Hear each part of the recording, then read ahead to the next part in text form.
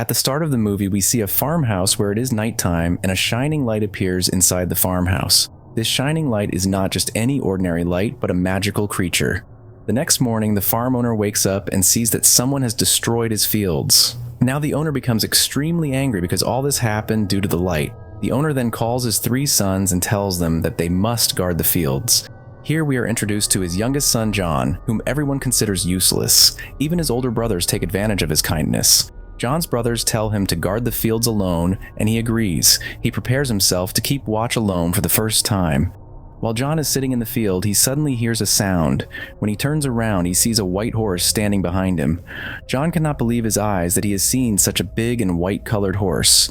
Now he tries to catch the horse. He throws a rope around the horse, but the horse starts running quickly. However, John holds onto the rope, and as a result, he's also dragged along with the horse. But as the horse moves forward, it loses its balance and falls into a swamp. John helps the horse and pulls it out of the swamp. Then, he notices that the horse has tears in its eyes. Seeing this, John feels very bad for the horse and promises it that it will never come to harm again in his fields. After this, the horse thanks John and leaves. Later, John returns home, but again he hears noises from his fields. When he goes to check, he is shocked to see 2 horses tied up. Before John can understand anything, he hears a voice telling him that this is a gift for him.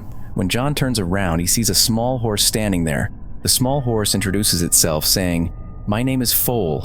Foal tells John that the horse he saved last night was its mother and that she is very happy with him. That's why she has sent these horses as a gift for John. Hearing this, John becomes very happy. Just then, John hears his father's voice. John quickly tries to stop his father from coming inside. After his father leaves, Foal suddenly runs at an incredible speed. Seeing Foal's speed, John is amazed. After reaching a certain place, Foal whistles, and upon hearing the whistle, the 2 horses standing far away also come running at full speed. John thinks that he should take both horses to the market and sell them. When John brings the horses to the market, people are amazed to see such magnificent horses. No one had ever seen such grand horses before. Many people even offer to buy the horses from John. Foal also tells John that he should sell both horses to the old man. However, John wants to give these horses to the king. When the king arrives, he also likes the horses. But the king's minister tells him that these horses seem stolen. Taking advantage of this, the king takes both horses without paying any money. John asks the king for his payment, but the king leaves without answering him. Foal scolds John and tells him, "I had told you to sell these horses to the old man."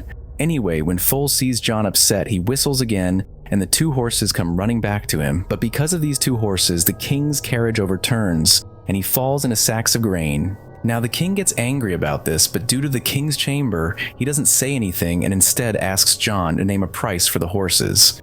John sets a very high price, upon which the king's men suggest that they should keep John in their service.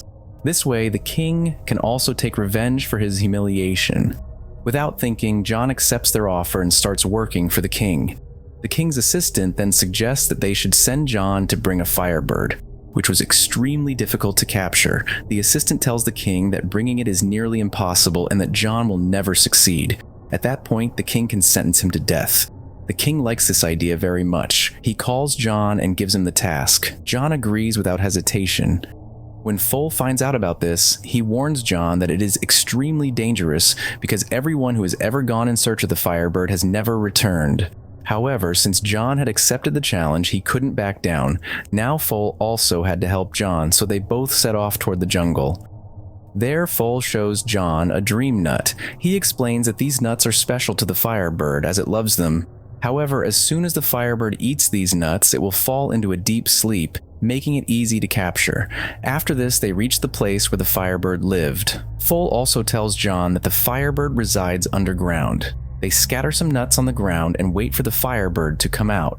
As soon as the firebird smells the nuts, it emerges from the ground and starts eating them with delight.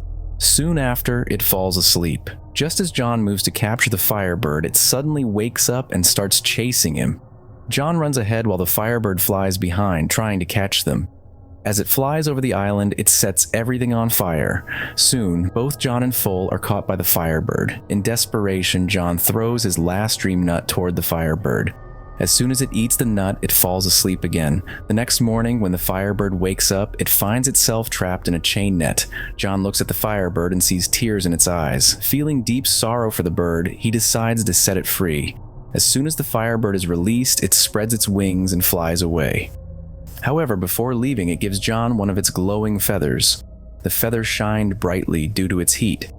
Foal warns John that the king will not spare him now, but John tells Foal that maybe he can use the feather to convince the king that he had indeed captured the firebird. When John returns to the king refuses to listen to anything. The next day, John is brought forward for execution. John pulls out the feather and shows it to everyone, but by then, the feather had stopped glowing. The king immediately orders John's execution. As the soldiers are about to punish John, the firebird suddenly arrives. Seeing it, everyone is left astonished, and now they believe John's words. Because of this, the king has no choice but to cancel John's punishment. Not only that, but the king also gives John a promotion. However, this makes the king even angrier, and he orders his minister to come up with another plan. After a lot of thinking, the minister suggests sending John to bring back a mountain princess. The plan was simple. Either John would fail, or even if he succeeded, it would still benefit the king, as he could then marry the princess himself. Either way, the king would win. The king loves this idea and gives John the order. John then reaches the mountain where the princess lived. He sees that the entrance to the palace is blocked by a massive wall of ice, which is nearly impossible to break. Just then, a firebird feather flies in and gets stuck in the ice wall. As soon as it touches the wall, the ice melts, creating a flood of water. Foal is carried away by the water and falls down the mountain like a snowball. John then enters the palace and sees many young women sleeping inside. It was very difficult to tell which one was the princess. At that moment, another firebird feather appears and lands on one of the girls, helping John identify her as the princess.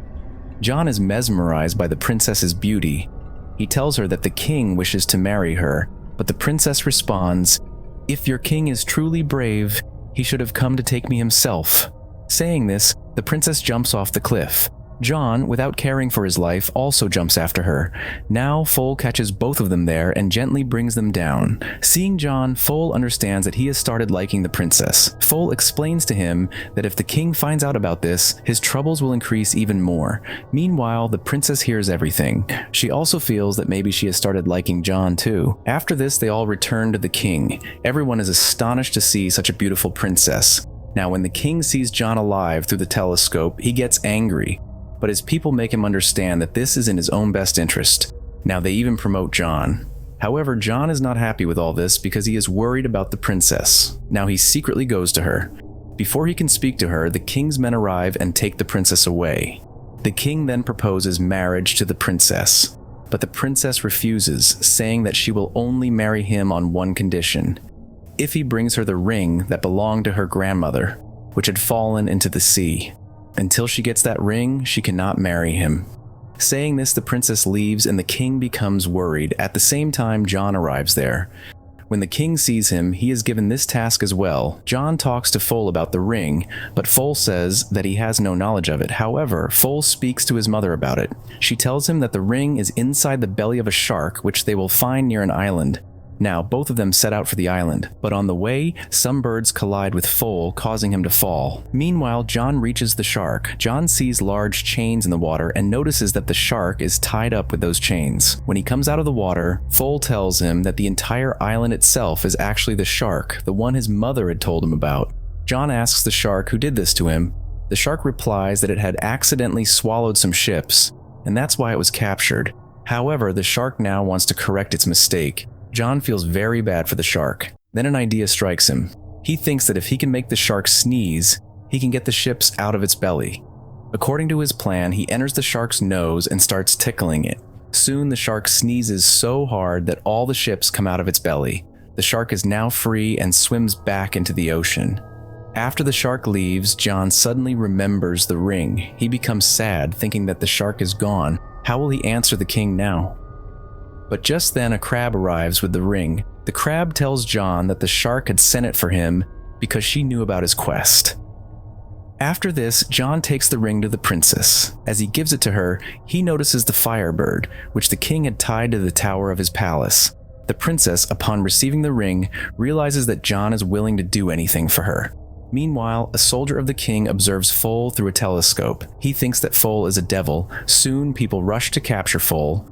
During this time, the king also wakes up. When he sees Foal at the princess's window, he shoots him.